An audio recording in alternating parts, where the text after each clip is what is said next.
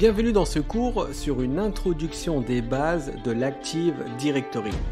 Avez-vous déjà regardé un film de science-fiction et vous vous êtes demandé comment ces incroyables réseaux informatiques sont organisés et sécurisés? Ou bien avez-vous déjà été à une fête et vous êtes-vous émerveillé de la façon dont le portier sait exactement qui doit entrer? Si ces mystères vous intriguent, préparez-vous pour une aventure passionnante dans le monde fascinant d'Active Directory.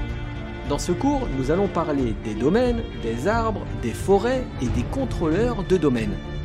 Alors pas de panique, je vais essayer de ne pas vous submerger de jargon technique, car l'Active Directory reste un sujet assez perplexe et délicat à comprendre. Mais je vais essayer de transformer ces concepts complexes en histoires captivantes en utilisant des analogies de la vie réelle et même un peu d'humour pour rendre l'apprentissage amusant et engageant. Ça ne fait aucun mal.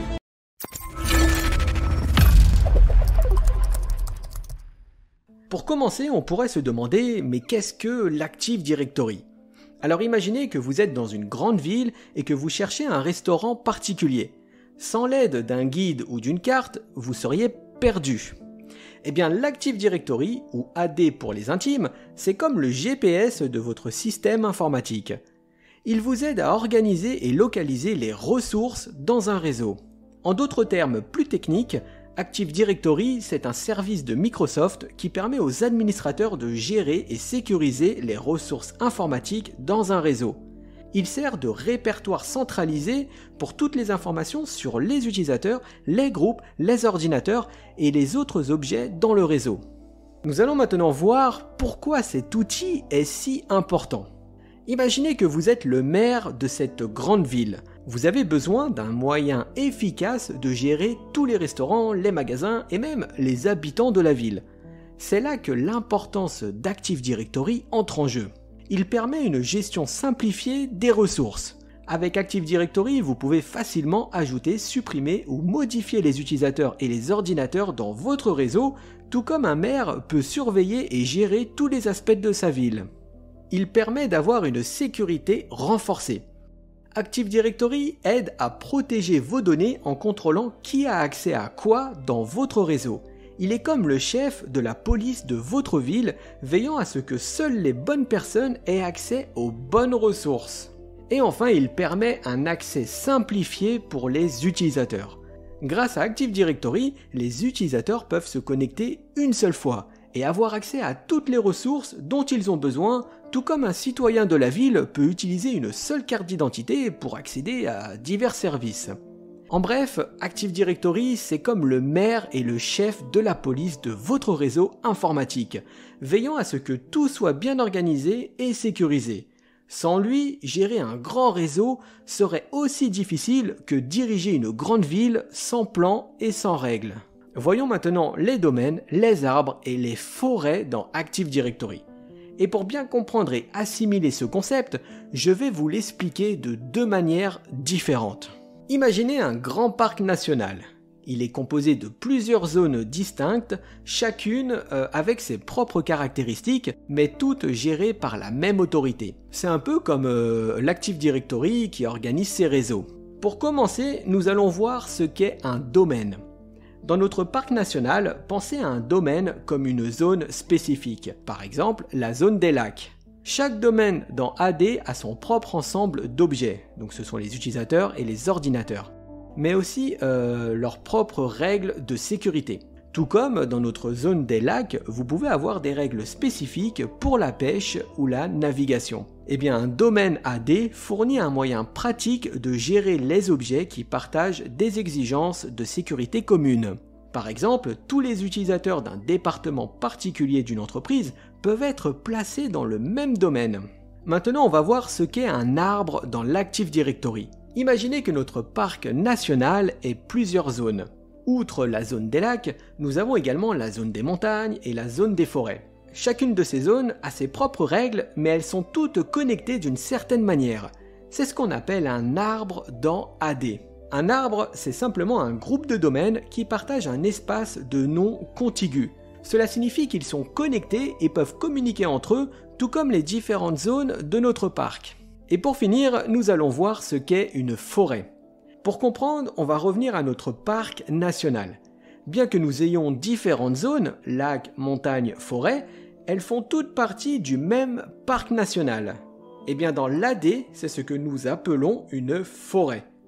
Une forêt, c'est l'ensemble de tous les arbres, domaines et objets dans une instance d'Active Directory. Elle constitue la limite de sécurité la plus élevée, ce qui signifie que chaque arbre et domaine à l'intérieur de la forêt partage les mêmes configurations de sécurité. En résumé, Active Directory organise les réseaux en domaines, arbres et forêts un peu comme un parc national est divisé en différentes zones. Comprendre ces concepts est essentiel pour gérer efficacement un réseau avec ADE. Alors la prochaine fois que vous visiterez un parc national, n'oubliez pas de penser aux domaines, aux arbres et aux forêts d'Active Directory. Maintenant, ce que je vous propose, comme vous êtes chaud, c'est de voir les choses d'une autre façon pour bien réussir à comprendre, mais aussi à faire la différence. Et on reprend par le domaine. Dans l'univers de l'Active Directory, l'AD pour les intimes de Microsoft, un domaine, c'est comme une grande maison familiale où chaque membre, ordinateur, utilisateur et imprimante, possède une clé, c'est-à-dire un compte, qui lui permet d'accéder à la maison et d'utiliser ses ressources. Chaque personne dans cette maison a un rôle spécifique. Certains peuvent avoir le droit de regarder la télévision, d'autres peuvent utiliser l'ordinateur, tandis que quelques-uns, comme les parents, donc les administrateurs, ont le contrôle sur presque tout dans la maison. Du coup, mon fils, qui n'a que 3 ans, je le considère un petit peu comme un admin.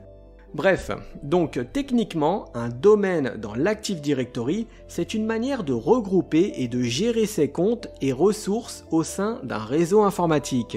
Il permet de centraliser l'administration comme l'ajout d'un nouvel utilisateur, la mise à jour d'un mot de passe ou le contrôle de l'accès aux applications et aux fichiers partagés. Ainsi, au lieu que chaque ordinateur gère ses propres utilisateurs et politiques, le domaine prend en charge cette responsabilité pour tous les ordinateurs et utilisateurs qu'il contient. Le domaine fournit également un environnement sécurisé où toutes les communications et les échanges d'informations sont protégés.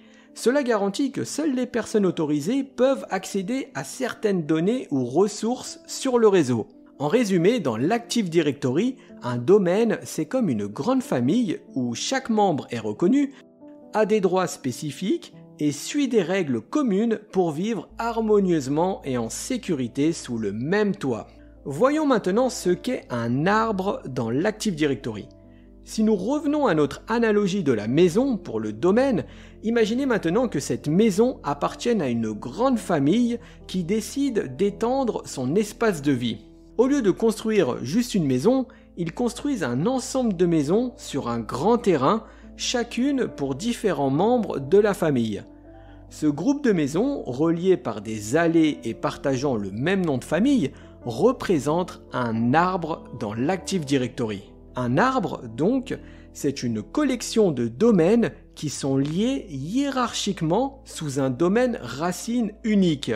Chaque maison supplémentaire construite sur le terrain, c'est-à-dire chaque domaine ajouté à l'arbre, est un sous-domaine du domaine racine. Par exemple, si le domaine racine est nommé familleexemple.com, vous pourriez avoir des sous-domaines comme enfant.familleexemple.com et parents.familleexemple.com, chacun représentant une branche de l'arbre familial. Dans cet arbre, toutes les maisons, domaines et sous-domaines, partagent un trait commun.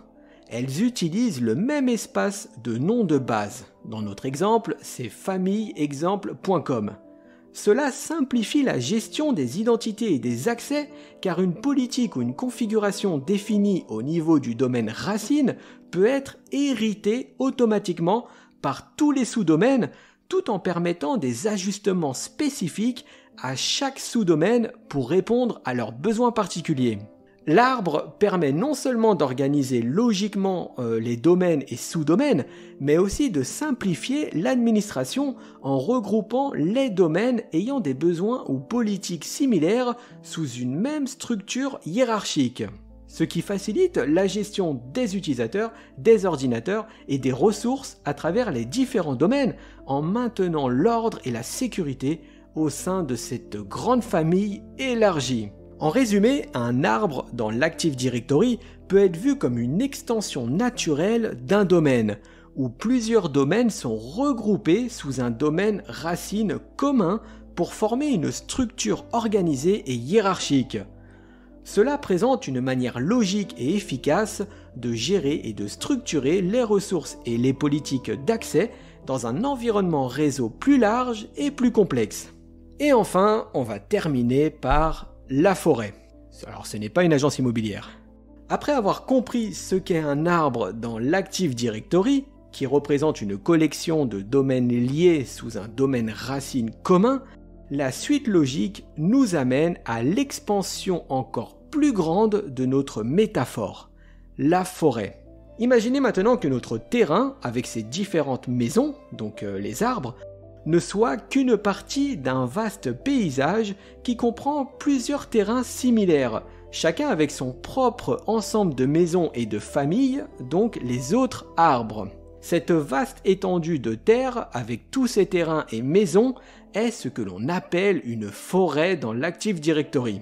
Une forêt est donc l'ensemble le plus large dans la structure de l'Active Directory, englobant une ou plusieurs collections d'arbres de domaine qui ne partagent pas nécessairement le même espace de nom, mais sont liés par une configuration de sécurité commune et des relations de confiance. Chaque arbre dans la forêt peut opérer indépendamment avec son propre domaine racine et sa propre hiérarchie de sous-domaines, mais ensemble, tous les arbres partagent une série de services centraux comme le catalogue global, les politiques de sécurité et les relations de confiance qui permettent aux utilisateurs et aux ressources d'un arbre d'interagir avec ceux d'un autre arbre au sein de la même forêt. Dans cette forêt, bien que chaque terrain, c'est-à-dire chaque arbre, possède sa propre organisation et gestion, ils font tous partie d'un écosystème commun. Cela signifie qu'une politique de sécurité mise en place au niveau de la forêt s'applique à tous les arbres, offrant une cohérence et une sécurité à travers l'ensemble de l'environnement AD. La forêt permet donc une gestion centralisée tout en respectant l'indépendance de chaque arbre, ce qui est crucial pour les grandes organisations ayant des unités opérationnelles diverses, mais nécessitant un niveau de collaboration et de sécurité unifié. En résumé, la forêt dans l'Active Directory, c'est comme une vaste communauté composée de plusieurs quartiers, donc là ce sont les arbres, chacun avec sa propre structure familiale, donc les domaines et sous-domaines, mais tous vivant sous les mêmes règles et protections globales. Cela représente le niveau le plus élevé d'organisation et de gestion dans l'Active Directory, permettant une flexibilité mais surtout une scalabilité maximale pour les besoins informatiques complexes des grandes organisations. Pour résumer sur ces 3 mots techniques que compose l'Active Directory, imaginez-le comme un grand parc national. Pour le domaine, chaque domaine est comme un camping dans ce parc, où une famille, c'est-à-dire les utilisateurs et les ordinateurs, séjournent avec sa propre tente, donc les politiques de sécurité et les règles d'accès. Chaque famille gère ses affaires intérieurement, comme qui peut emprunter le matériel de camping ou les heures de repas. On a les arbres. Pour l'arbre, c'est comme un regroupement de campings qui partagent le même nom de famille ou domaine. Ces campings sont liés les uns aux autres, formant une grande famille élargie. Ils peuvent avoir des règles propres, mais partagent des traits communs et reconnaissent l'autorité des parents, c'est-à-dire le domaine racine. Et enfin, la forêt. La forêt, c'est l'ensemble du parc national englobant tous les différents regroupements de camping, c'est-à-dire les arbres, avec leur propre famille. Bien que chaque arbre, c'est-à-dire chaque regroupement de camping, opère de manière indépendante, la forêt, c'est-à-dire le parc, instaure des règles de sécurité et des normes communes pour tous, permettant aux différentes grandes familles de coexister pacifiquement et de partager certaines ressources, comme par exemple les sentiers de randonnée ou les lacs. Ce résumé illustre comment l'Active Directory structure et organise les ressources informatiques dans un réseau d'entreprises, depuis la gestion quotidienne au sein d'un seul domaine, jusqu'à l'interaction entre différents domaines dans un arbre, et enfin à l'échelle de la forêt, où des politiques globales assurent la sécurité et l'interopérabilité entre tous les domaines et arbres.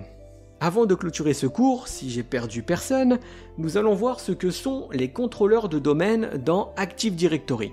Alors qu'est-ce qu'un contrôleur de domaine ? Imaginez que vous êtes à une grande fête d'anniversaire avec beaucoup d'invités.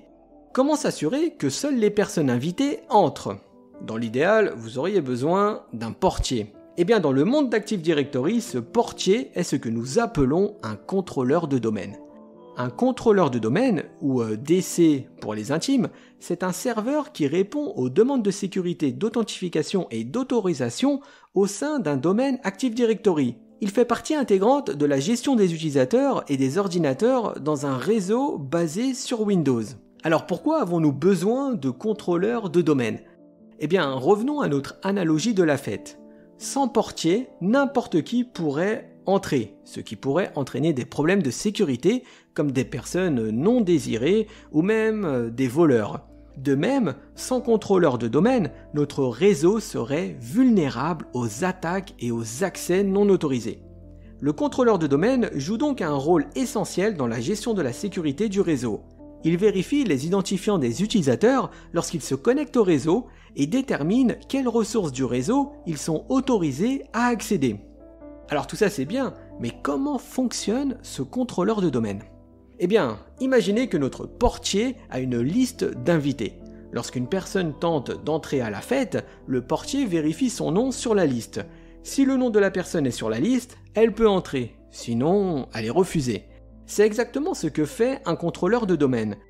Lorsqu'un utilisateur tente de se connecter au réseau, le contrôleur de domaine vérifie son nom d'utilisateur et son mot de passe.